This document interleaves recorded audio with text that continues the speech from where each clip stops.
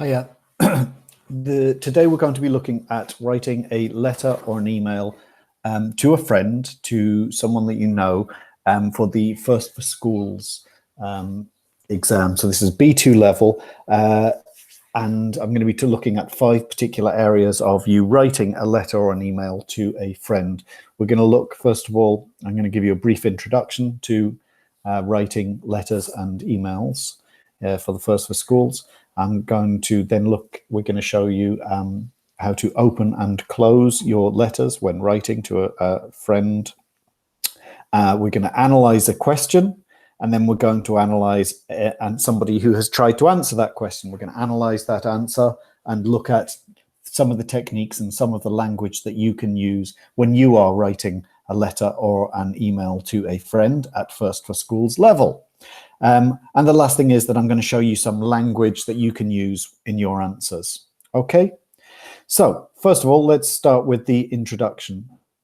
The First for Schools has a writing paper, and in the writing paper, part 1 will always be an essay, and in part 2 it is possible that you will be asked to write a letter or an email. If you are asked to write a letter or if you are asked to write an email, there is no difference. Don't worry, you don't have to write addresses, you don't have to write subject or anything. So there's no difference between the way that you write a letter or an email in the format or in the language that you use. There's no difference between a letter and there's no between a letter and an email. Obviously, the style of language and the tone and the register of the language that you use will depend on who you are writing to. Today we're looking at how to write to a friend, and so that means that we can write in a friendly way, we can use more informal language. So in part 2 you may be asked to write a letter or an email. In this letter or email, you will need to open and close your letter in a suitable way. We're going to look at that. That's one of the first things we're going to look at today, how you start your email in an appropriately friendly way and how you finish in an appropriate way. It's a small detail, but it has a significant impact on the examiner, how you start and how you close your writing. When you are writing your letter or an email, depending on the question, you may have to give advice. You may be asked to give the person that you're writing to some advice. You may be asked to make suggestions. Sorry, I've got a sore throat. You may be asked to give information, give opinions, or describe something. The final thing you may ask to do is to offer help. So these are all things that depends on what the question is actually, what the question says. You have to read the question very carefully. You have to analyze the question. And these are all things that you may be asked to do when you are writing a letter or an email. Give advice, make suggestions, give information, give opinions, describe something, or offer to help. You won't have to do all of those things. It will be one of them. You obviously, in the first certificate, all of your writing has to be between 140 and 190 words, which means, again, as per usual, that you'll probably write 4, possibly 5 paragraphs. Okay, let's start by looking at how to open and close your letter or email. A typical way of opening is to start by saying, "Dear Dan." This is formal, but it can also be used informally. You can use it in a friendly way. You can also say, "Hi, Dan." You note that the punctuation here is a comma. In English, we use commas after the opening. "Dear Dan," "Hi, Dan," or "Hello, Dan." These are the most obvious. It's not particularly complicated. Keep it simple. When you're opening, we always recommend that when you open and close, you say something which is friendly, which is related to the situation. So you can start by saying, "Sorry, I hadn't been in touch for a while." This is a very common, useful expression. Feel free to use it in your writing. "I hope you're well." It's always nice to ask after your friend. "Many thanks for your nice letter." "Thanks for your letter. It was lovely." Say something nice and friendly that shows the examiner that you know that you are writing a letter to a friend. So try to open by being friendly and polite and nice. "It was really nice to hear from you." It was really good to hear from you. It was really fantastic to hear from you. This is all example of language which is appropriate to start your letter. Okay, so this is opening, and now closing. Closing, again, it's nice to say something friendly, if possible, related to the situation to finish the letter. So I'd love to hear from you again soon.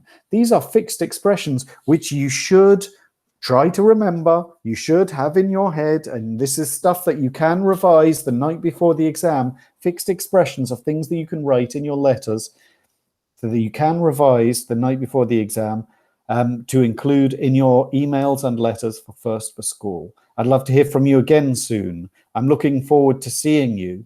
I'm looking forward to hearing you. Now, this is a slightly unusual structure because we have the expression I am looking forward to, and this is always followed by INGs. I am looking forward to seeing you. I'm looking forward to hearing from you. If you are going to that person's city to visit them, you would say, I am looking forward to visiting you. Okay, so it's I am looking forward to plus ING. It's a lovely expression to finish your letters or emails. Let me know all your news. Drop me another line if you get time. Write me another letter. That's what this expression means, but it's a more informal expression. Drop me a line. Drop me another line if you get time. It's a very nice informal way to write to your friend. Take care and write soon. I hope what I've written will help. In this situation that you're giving advice or you're giving information, then this would be a nice way to finish. And then finally, this is the last words that you're going to say. It's important that we finish in a friendly, informal way. Bye for now. All the best for now. Best wishes. Lots of love. Hugs and kisses. Choose one of these. Don't use all of them. That would be silly. You choose one of them. You put the comma again. This is important, the comma, and then your name. And that's fine. So that's opening and that's closing. The next thing that we're going to look at is actually looking at a question. We're going to always use the same approach when we're looking at a question. When we see the question, you've got to do three things. You read the question, reread the question, and underline the keywords. Read it, reread it, underline the keywords. Why do we do it so slowly? We do it so slowly because we have to make sure that we are answering the question correctly, that we are including all of the elements to the question. Okay, so let's look at our first question. We're going to read it, reread it, and then we're going to underline the keywords. You received this letter from your English friend, Dan. And this is the letter in this box. My best friend has asked me to go away on a camping holiday by the sea with him and his family. It sounds fantastic. The problem is my parents have booked a holiday at the same time, and they want me to go with them and my little sister. What should I do? Now we write our letter, 140 to 190 words. Okay, so we read it again. You received this letter from your English friend, You received this letter from your English friend, Dan. My best friend has asked me to go on a camping holiday by the sea with him and his family. It sounds fantastic. The problem is my parents have booked a holiday at the same time and they want me to go with them and my little sister. What should I do? Okay, we're now going to underline the key words. And so what are the key words that we've got here? Well, first of all, we have this information at the top. My best friend has asked me to go on a camping holiday by the sea with him. This information is the situation. It's my English friend Dan who's written, and he's telling me about his friend has asked him to go on a camping holiday. Sorry, my battery is low. That's important information. Another piece of important information is the problem is that my parents have booked a holiday at the same time. And now we get to the real information, the real situation. There's a problem here, and he's asking for advice. What should I do? My English friend Dan, sorry, I should highlight this because this is important. Get my highlighter. My English friend Dan has written to me, And he has been asked, Dan has been asked by his best friend to go on a camping holiday. That sounds perfect, but the problem is the parents have booked a holiday at the same time, and so he's asking us, what should he do? His parents want him to go away at the same time. Now, what we've done here is we've highlighted some of the information, and then we've circled some of the other information. Why have we done this? It's all important information, but the circle is the situation. It's the subject. Dan has a best friend who wants him to go on a camping holiday. That's the situation. The situation is that the parents have booked a holiday at the same time. That's the situation.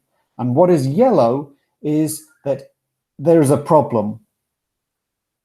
And the problem is that his parents have booked at a holiday at the same time. And so Dan is now asking us for advice. What should we do about this problem? So this is the question that we have got to answer. Let's have a look at somebody who has tried to answer this question. And we're going to see if they've talked about a camping holiday by the sea, and if they've given advice about this problem, about the two holidays at the same time. So has he talked about the subject, and has he given advice? This is Dan. This is the answer, and it's written by Max. He's writing to Dan. Hi, Dan. Thanks for your last letter. It was lovely to hear from you again, and sorry I haven't replied sooner. Going on holiday with your friends and with your friend and his family sounds fantastic. I'm sure you'd have a really good time. Camping by the sea is great if you've got a friend to do things with. I'm sorry to hear it's at the same time as your family holiday, though. That's a bit of a shame, isn't it? I guess your parents would prefer you to go with them and spend time together as a family. If I were you, I'd talk to your parents and see what they think. I don't know whether they'll change their minds, but if you explain, they can at least think about it. Another idea is that you could ask them if you can spend some days with your family and a few days with your friends. That might be possible, so you should certainly give it a try. I hope this all helps and that you have a great time on holiday, whatever you do. Let me know how it goes. Best wishes, Max. Has this person talked about the situation? The situation was that Dan's friend had asked him to go on a camping holiday by the sea. Has he talked about that? Yes, he has. He's talked about this in the second main paragraph. This is where he shows, the writer, Max, is showing that he understands the situation. He's talking about the camping holiday. He's talking about the camping holiday by the sea, and he's talking about the problem that it's at the same time of the family holiday. So good. This person has shown that he's understood the situation. And have they done the next thing? Have they given advice about the problem? Booking a holiday at the same time. Has he given advice? That's right. He has given advice in this third paragraph. And so what's he done in the other two paragraphs? Well, that's simple. He's started by saying something friendly related to the situation. Thanks for your last letter. It was lovely to hear from you. And what's he done at the end? He said something friendly related to the situation. I hope this helps, and I hope you have a great holiday. So he started and ended by saying something friendly related to the situation. And then in the two main paragraphs, he answers the main parts of the question. He talks about the situation. He shows that he understands the situation. And then he tries to give advice about the situation. So this person has answered the question well. You'll also see that he's used some nice vocabulary, and this is first certificate level vocabulary, which you can also include. A bit of a shame. Let's have a look. I'm sorry to hear. Nice language. I'm sorry to hear it's at the same time. Spend time together. These are fixed expressions which are common and which are perfect for first certificate level. Change their minds. Nice vocabulary. They can at least think about it. Nice vocabulary. Another idea. Nice expression. spend some days with your family, a few days with your friend. Nice language. This is first certificate level language. You should give it a try. You should certainly give it a try. Have a great time on holiday, whatever you do. Let me know how it goes. Lovely language. This is lovely first certificate type level language. Try to use this level of ambition in your writing. Okay, we're going to look more closely. We're going to analyze this question more closely. We've looked at the paragraphs, this idea of saying something friendly at the beginning, say something friendly at the end related to the situation, and then answer the question in the main paragraphs. We've looked at some of the nice vocabulary that you can use. Let's analyze a little bit more closely some of the steps that this person has taken to answering the question. The very first thing the person has done is started in a positive, friendly way. Thanks for your last letter. They've said thanks, and they're trying to be friendly. It was lovely to hear from you again. It's very important that you show the examiner that you know that when you write to a friend, you're friendly and thankful, grateful, polite. And then it's also apologize. This is very common. We often write in our letters, sorry for not writing sooner. Sorry I didn't respond sooner. This is a very nice, friendly opening to this letter. The next thing that this person's done is being sympathetic. Being sympathetic is something that we do with our friends. We try to show that we understand their situation. I'm sorry to hear it's at the same time as your family holiday, though. That's a shame. Que pena. That's a shame. That's sad, isn't it? I guess your parents would prefer you to go with them and spend time together. Show sympathy for your reader. Show that you understand. Show your friend that you understand the situation by being sympathetic. And then this question was asking us to give advice. And this is important that we give a whole paragraph over to giving the advice. If I were you, I'd talk to your parents. You can explain and they can at least think about it. You could ask them if you can spend some time. This is giving a suggestion, giving advice. You shouldn't certainly give it a try. So it's giving some advice. And then finally, to finish off, is again being friendly. I hope this helps. I hope you have a great time on holiday. Let me know how it goes. Best wishes. So this is a simple structure, 4 clear paragraphs, starting with something friendly, ending with something friendly related to the situation, and then the 2 main paragraphs to answer the main parts of the question.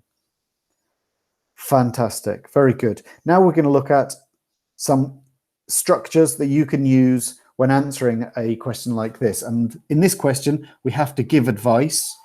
And so a very useful structure that we use in this letter is this structure. If I were you, I'd talk to your parents and see what they think. When we're giving advice, we can use this structure.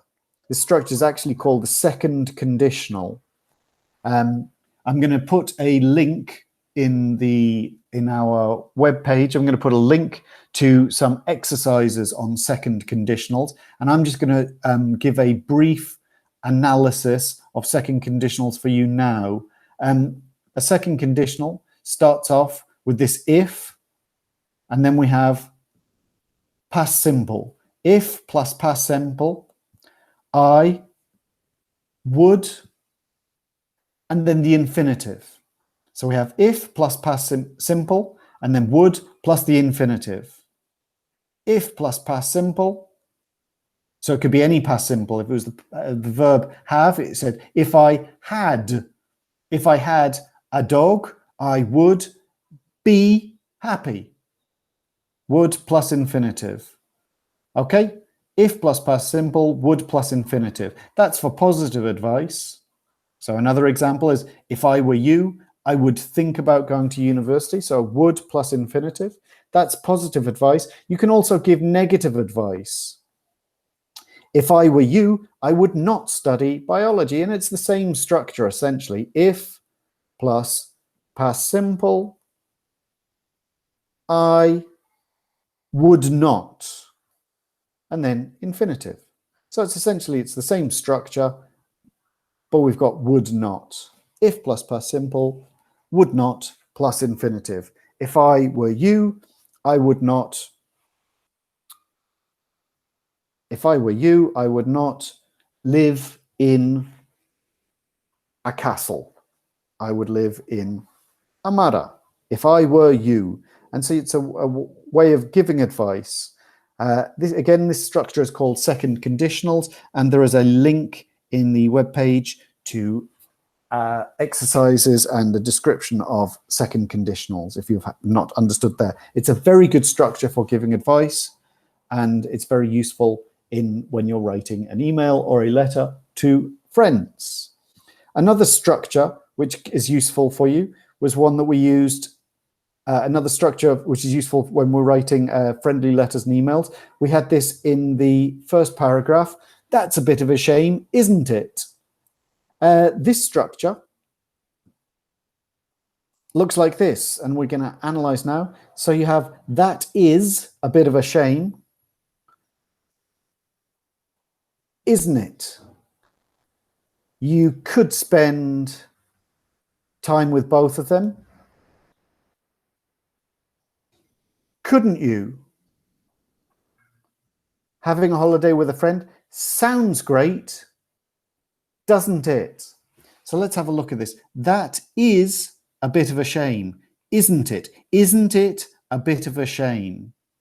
This is a structure which we use very often when we're speaking informally and when we're speaking to friends. And it's a way of showing us that we have a close relationship with our friends. It's showing our friends that we agree with each other. I think we do something similar in Spanish. We often say things like, "A ti te gusta Real Madrid, verdad?" Or "A ti te gusta Real Madrid, sí?"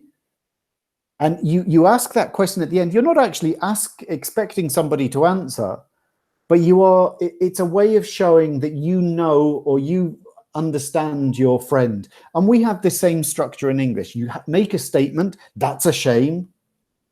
And then you add a question at the end saying, isn't it? ¿Estás de acuerdo? Sí, ¿verdad? That's a bit of a shame. That's qué pena, ¿no?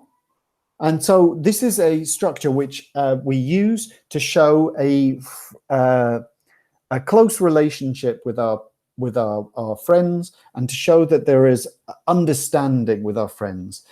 We're going to look at how you form this. These are called question tags. Again, there is a link in the webpage to exercises on question tags if you're not entirely clear from this explanation. So we have, that's a bit of a shame, isn't it? And what we have here, this yellow, is a positive statement. We start with a positive statement and we end with a negative question.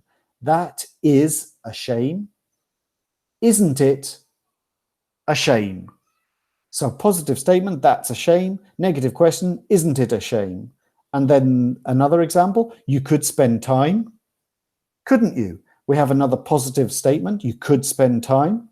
And then you end with a negative question, couldn't you spend time? You don't have to write spend time, but that is what you are saying. You could spend time, couldn't you? Couldn't you spend time? Another example.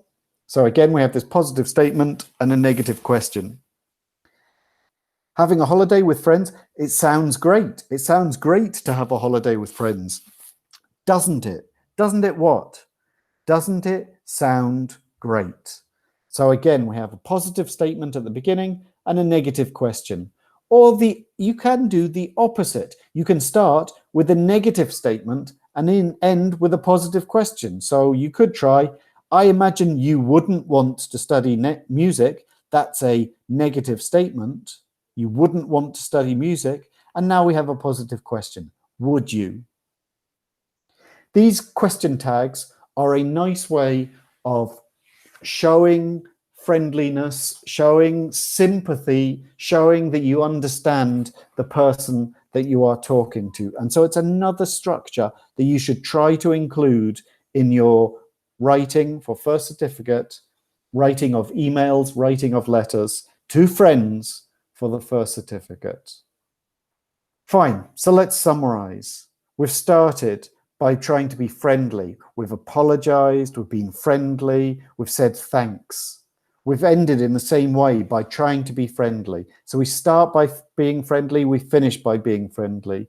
In the second main paragraph, we've tried to show understanding of the situation, sympathy of the situation. And then in the second main paragraph, we've used to give our advice. So the person has answered the question well, they've used some nice language, some nice vocabulary, and they've used a couple of language techniques, second conditionals and question tags, to show how to be friendly and how to give advice. So this is a very good answer. This is a very good First for Schools letter, First for Schools email. Again, the structures that you have links for in the web page are to second conditionals for giving advice. If I were you, I'd talk to your parents, and also trying to use these question tags to show sympathy and understanding. That's a shame, isn't it?